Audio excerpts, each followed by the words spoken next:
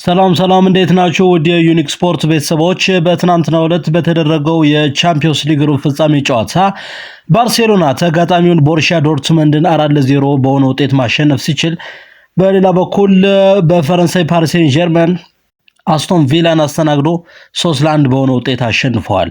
እነዚህን ጨዋታዎች የዳሰስንበትን ልዩ ዘገባ ይዘን ቀርበናል። ለቻናሉ አዲስ የሆናችሁ አድማጭ ተመልካቾቻችን ዩኒክ ስፖርት ዩቲዩብ ቻናልን ሰብስክራይብ በማድረግ ቤተሰብ እንድትሆኑ እንጋብዛለን።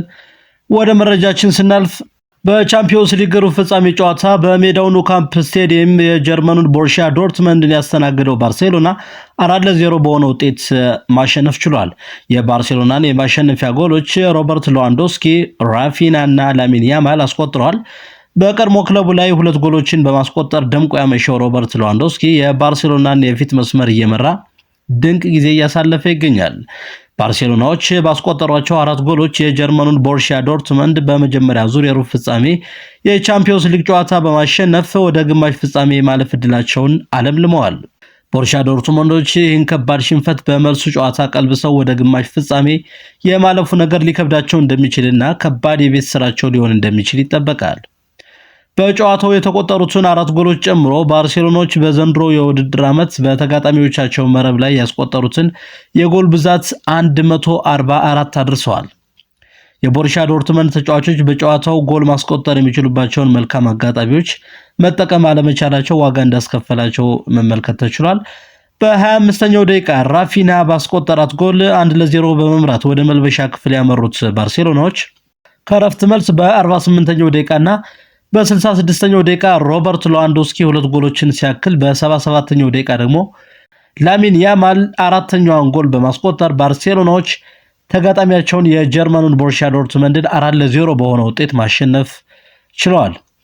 የ17 ዓመቱ ስፔናዊ ላሚን ያማል ከቡድኑ አጋሩ ራፊና ጋር በመሆን ባርሴሎናውን የመሃል ክፍል ወደ ቦሩሲያ ዶርትመንድ የግብ ክልል በተደጋጋሚ በመግባት የጎል ዕድሎችን በመፍጠር የተሻለ የኳስ ቁጥጥር እንዲኖረው ማድረግ ችለዋል። ብራዚላዊ ኢንተርናሽናል የባርሴሎና የፊት መስመር ተጫዋች ራፊና በበኩሉ ከሊዮኔል መሲ ጋር ሪከርድ የተጋራበትን ድንቅ ምሽት አሳልፏል። በውድድር ዓመቱ ባደረጋቸው የቻምፒዮንስ ሊግ ጨዋታዎች 19 ጎሎች ላይ ቀጥተኛ ተሳትፎ በማድረግ በሊዮኔል መሲ ተይዞ የነበረውን ሪከርድ ራፊና መጋራት ችሏል። ሊዮኔል መሲ በ2011-12 የውድድር ዓመት ከባርሴሎና ጋር በቻምፒዮንስ ሊግ ውድድር 19 ጎሎች ላይ ቀጥተኛ ተሳትፎ በማድረግ ሪከርድ እንዳለው የሚታወስ ሲሆን ራፊና በጨዋታው ባስቆጠረው አንድ ጎልና አንድ ወደ ጎል የተቀየረ ኳስ አመቻችቶ በማቀበል በሊዮኔል መሲ የተያዘውን በአንድ የውድድር ዓመት በ19 የቻምፒዮንስ ሊግ ጎሎች ላይ ቀጥተኛ ተሳትፎ የማድረግ ሪከርድ መጋራት የቻለበትን ምሽት አሳልፏል። ብራዚላዊው ኢንተርናሽናል ራፊና በዘንድሮ የቻምፒዮንስ ሊግ ውድድር 12 ጎሎችንና 7 ለጎል የሆኑ ኳሶችን አመቻችቶ ማቀበል ሲችል በድምሩ 19 ወደ ጎል የተቀየሩ ኳሶች ላይ ቀጥተኛ ተሳትፎ ማድረግ የቻለበትን ድንቅ የውድድር ዓመት እያሳለፈ ይገኛል። የ17 ዓመቱ ኮከብ ላሚን ያማል በበኩሉ የዶርትመንድ ተከላካዮችን ሲረብሽ ነው ያመሸው። በቻምፒዮንስ ሊግ 20 ጨዋታዎችን የመጀመሪያ ምርጥ 11 ተጫዋች በመሆን መጀመር የቻለው ላሚን ያማል በጀርመን በሚደረገው የመልሱ ጨዋታ ግሩም ተሰጥኦን ለዓለም እንደሚያሳይ ይጠበቃል። በሃንሲ ፍሊክስ በኩል ያሉ የባርሴሎና ተጫዋቾች በጨዋታው 10 የቀጥታ ምት ሙከራዎችን ማድረግ ሲችሉ በጨዋታው ላይ የነበራቸው የኳስ ቁጥጥርም የተሻለ ነበር። የጨዋታው ኮከብ ተጫዋች ብራዚላዊ ራፊና ሆኖ ተመርጧል። የ17 ዓመቱ ላሚን ያማል በበኩሉ በ20 የቻምፒዮንስ ሊግ ጨዋታዎች ላይ ምርጥ 11 ሆኖ በመሰለፍ ከፍተኛውን ሪከርድ ይዟል። በትንሽ ዕድሜው 20 የቻምፒዮንስ ሊግ ጨዋታዎች ላይ ቋሚ 11 አሰላለፍ ውስጥ በመግባት ሪከርዱን ይዟል ላሚን ያማል። በተያያዘ መረጃ ምሽት 4 ሰዓት ሲል የተደረገው ሌላኛው የቻምፒዮንስ ሊግ ሩብ ፍጻሜ ጨዋታ የፈረንሳዩ ፓሪስ ሴን ጀርሜን የእንግሊዙን አስቶን ቪላን ያስተናገደበት ጨዋታ ነበር። ጨዋታውን ፓሪስ ሴን ጀርሜን 3-1 በሆነ ውጤት በማሸነፍ ማጠናቀቅ ችሏል። የፓሪስ ሴን ጀርመንን የማሸነፊያ ጎሎች ዲዛየር ዶው በ39ኛው ደቂቃ፣ ካቫርትሴሊያ በ49ኛው ደቂቃ እንዲሁም ኑኖ ሜንዲዝ በ92ኛው ደቂቃ ማስቆጠር ሲችሉ አስቶን ቪላን ከሽንፈት ያልታደገች ጎል ሮጀርስ በ35ኛው ደቂቃ ማስቆጠር ችሏል።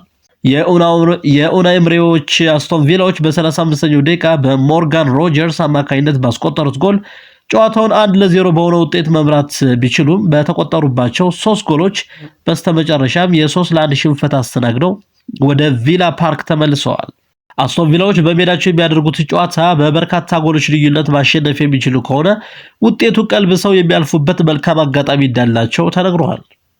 ስፔናዊ የፓሪስ ሴን ዠርሜን አሰልጣኝ ሉዊስ ኤንሪኬ በ2015 ከባርሴሎና ጋር የቻምፒዮንስ ሊግ ዋንጫ ማንሳቱ ይታወሳል። በተመሳሳይ በዘንድሮ የውድድር ዓመት ከፓሪስ ሴን ዠርሜን ጋር የቻምፒዮንስ ሊግ ዋንጫውን ለማንሳት የሚያስችል ከፍተኛ ድል እንዳለው እየተነገረ ነው። ሊዮኔል መሲን፣ ኬሊያን ምባፔንና ኔይማርን ከፒኤስጂ ያጣው ሉዊስ ኤንሪኬ በሌሎች ተጫዋቾች በጠንካራ መሰረት የፓሪስ ሴን ዠርሜን እግር ኳስ ቡድን የገነባው ሉዊስ ኤንሪኬ ለዋንጫው ትልቅ ተስፋ እንዳለው ስካይ ስፖርት አስነብበዋል። ከባርሴሎና ጋር ተለያይቶ ወደ ፈረንሳዩ ክለብ ፓሪስ ሴን ዠርሜን የተዘዋወረው ኡስማን ደምቤሌ የግል ብቃቱን በአሰልጣኝ ሉዊስ ኤንሪኬ ስር እያሻሻለ መምጣቱ የተነገረ ሲሆን በጨዋታው ደግሞ ኑኖ ሜንዴዝ ያስቆጠራትን 3ኛ ጎል አመቻችቶ ማቀበል ችሏል። ክቡራትና ክቡራን ውድ የዩኒክ ስፖርት ቤተሰቦች ዩኒክ ዩቲዩብ ቻናልን ሰብስክራይብ በማድረግ ላይክ፣ ሼር በማድረግ ከጎናችን ልትሆኑ እንጠይቃለን። እናመሰግናለን።